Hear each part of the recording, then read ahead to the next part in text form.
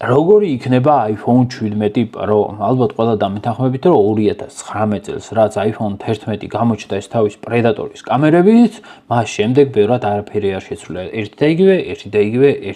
ეს დებილური ფჩოლკა თავიდან თითქოს მოაშორეს, ეხლა 16E-ში ისევ გამოჩნდა.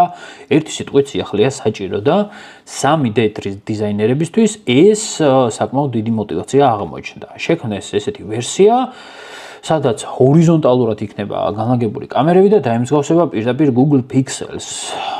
პროგრამულად ხო ამსგავსებენ Android-ს და ეხლა შეიძლება ფიზიკურადაც დაემსგავსოს. თუმცა არის ტექნიკური პრობლემა, რომელიც დიზაინერებმა ვერ გათვალეს, რადგან ფრონტ კამერა და წინა Dynamic Island ითხოვს ადგილს. შესაბამისად, მის პარალელურად უკან კამერები ვერანაირად ვერ განთავსდება.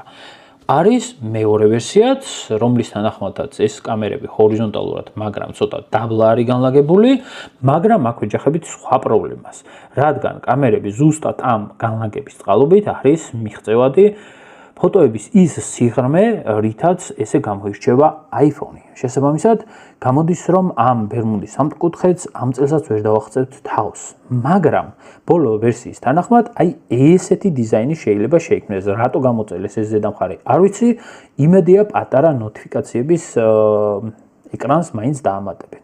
თქვენ რას ფიქრობთ, რომელი დიზაინია უკეთესი?